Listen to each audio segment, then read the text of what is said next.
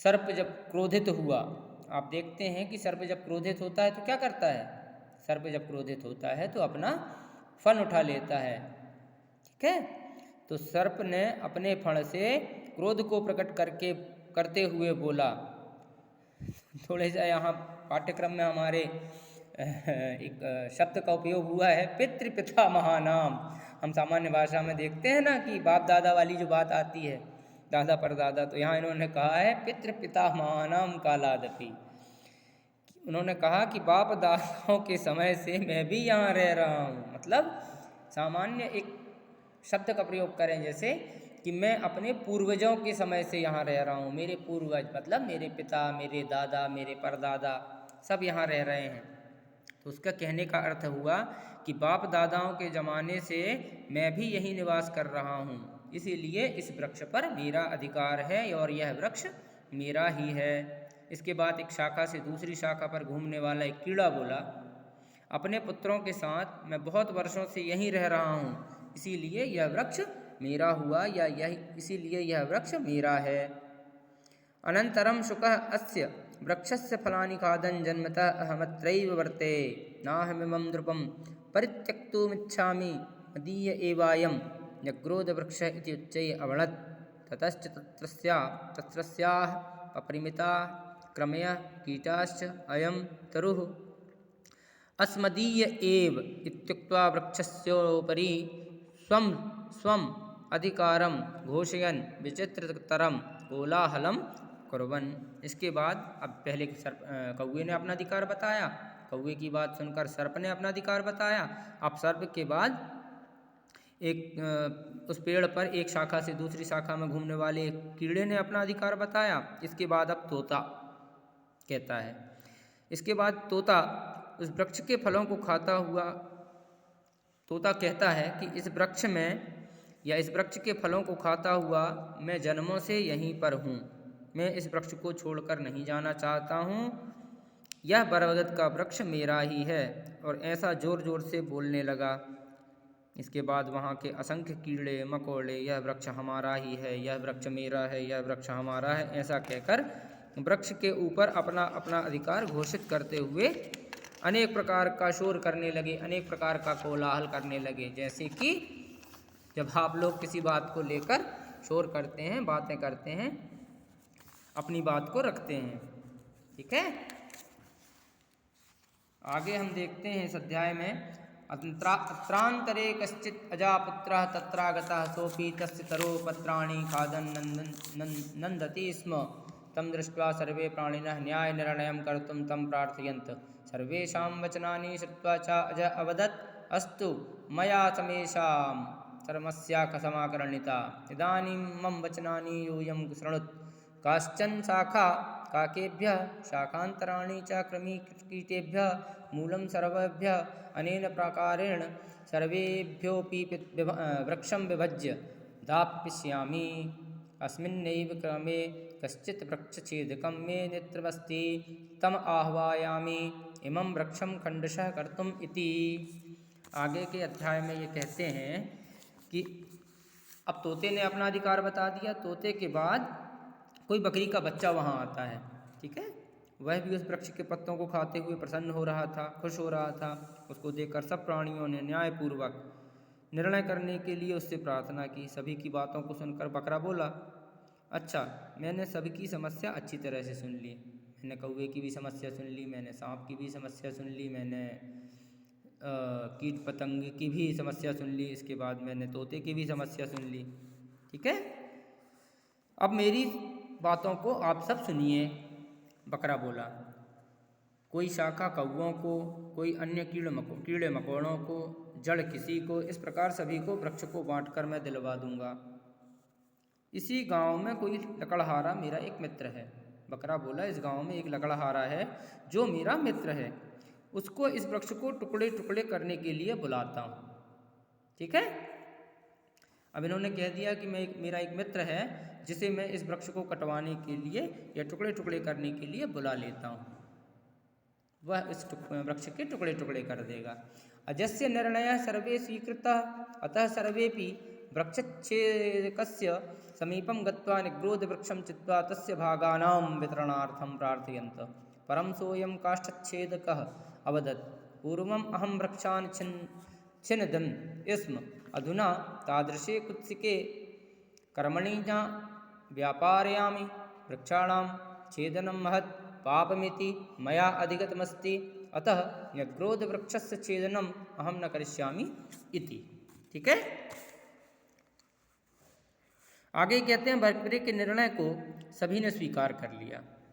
बकरे ने जब कहा कि मैं किसी को डाल दे देता हूँ, किसी को पत्ते दे देता हूँ, किसी को जड़ दे देता हूँ, किसी को तना दे देता हूँ, ऐसा उसने निर्णय लिया कि सभी को थोड़ा थोड़ा कुछ कुछ मिल जाए।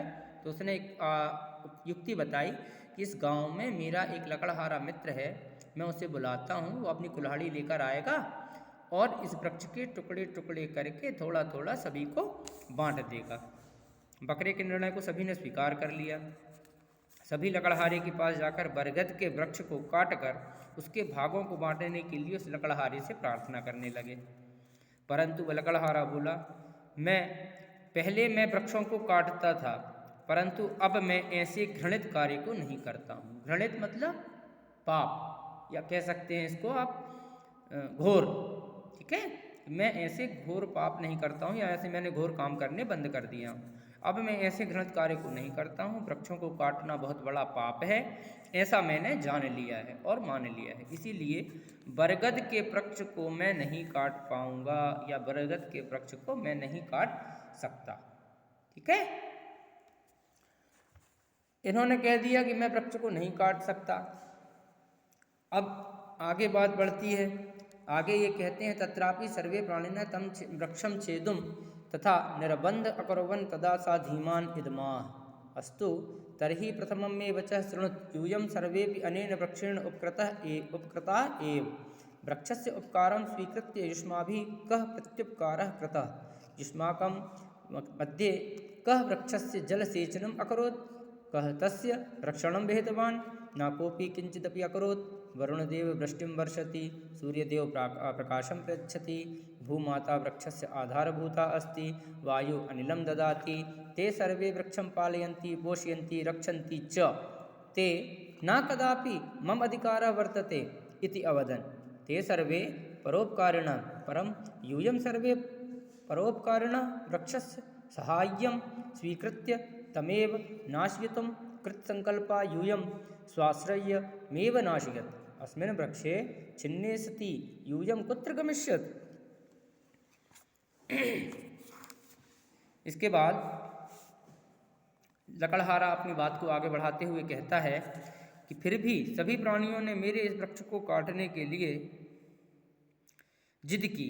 तब वह बुद्धिमान कहता है, बुद्धिमान लकड़हारे को कह रहे हैं, तब वह लकड़हारा बुद्धिमान लकड़हारा कहता है, अच्छा तो पहले मेरी बात सुनिए। आप सभी इस वृक्ष के द्वारा लाभान्वित किए गए हो। उस वृक्ष ने आपको आश्रय दिया, किसी को घोंसला बनाने की जगह दी, किसी को डाल में रहने की जगह दी, खोखले में उसने सांप को बिल बनाने की जगह दी, उसके वृक्ष की छाँव में राहगीर विश्राम करते हैं। ऐसा करके उसने कई उदाहरण प्रस्तुत किए। आगे वो कहता है, वृक्ष के उपकार को लेकर तुम सब ने बदले में क्या उपकार उस वृक्ष पर किया? तुम सब में से किसने उस वृक्ष को जल से सींचा? किसने उस वृक्ष पर पानी डाला? किस व्यक्ति ने उस वृक्ष को जल दिया?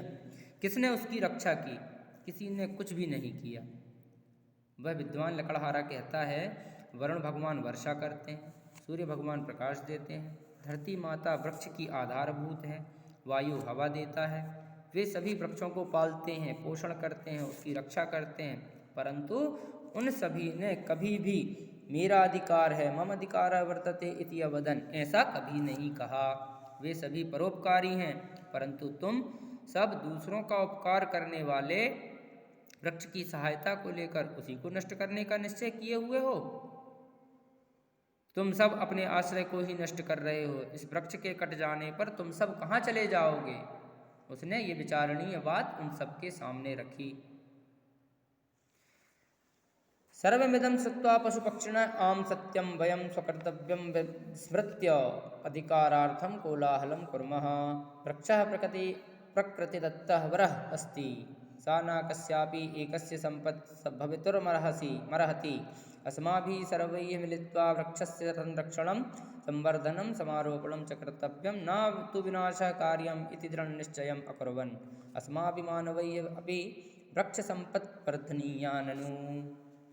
ठीक है, आगे बात आती है, जब विद्वान लकड़हारे की ये बातें, ज्ञानवर्धक बातें सभी जीव जंतु सुनते हैं तो यह सब सुनकर पशु पक्षी, हाँ तुमने सही कहा, हाँ तुमने सच कहा, हम सब अपने कर्तव्य को भूलकर अधिकार के लिए हल्ला कर रहे हैं। वृक्ष प्रकृति के द्वारा दिया गया बहुत बड़ा वरदान है, वह किसी भी एक की संपत्ति नहीं हो सकती। हम सबको मिलकर वृक्षों की रक्षा करनी चाहिए, उनको बढ़ावा देना चाहिए और वृक्षों का वृक्षारोपण करना चाहिए, वृक्षों को लगाना चाहिए, ना कि उनका विनाश करना चाहिए। ऐसा दृढ़ निश्चय उन लोगों ने अपने मन में किया और निश्चित रूप से हम सभी मनुष्यों को भी वृक्ष रूपी संपत्ति को बढ़ाना चाहिए। और हमारा आप लोगों से भी आग्रह है कि आप लोग भी घर पर रहकर वृक्षारोपण करें, अपने घरों में वृक्ष लगाएं, अपने खेतों में वृक्ष लगाएं, विद्यालय परिसर में वृक्ष लगाएं, वृक्षारोपण करें, प्रकृति को संवर्धित करें, प्रकृति को बढ़ाएं। इस अध्याय का अनुवाद यहीं पर समाप्त होता है।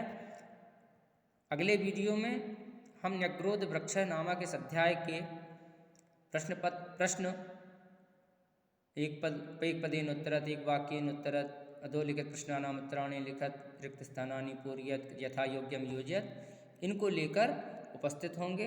तब तक के लिए इस अध्याय के इस अनुवाद का पुनः आप लोग अवलोकन करेंगे, अध्ययन करेंगे, और कोई समस्या होगी तो हम संपर्क करेंगे। कल की कक्षा में हम प्रश्न उत्तर लेकर आपके सामने पुनः उपस्थित होंगे। तब तक के लिए घर में रहें, सुरक्षित रहें।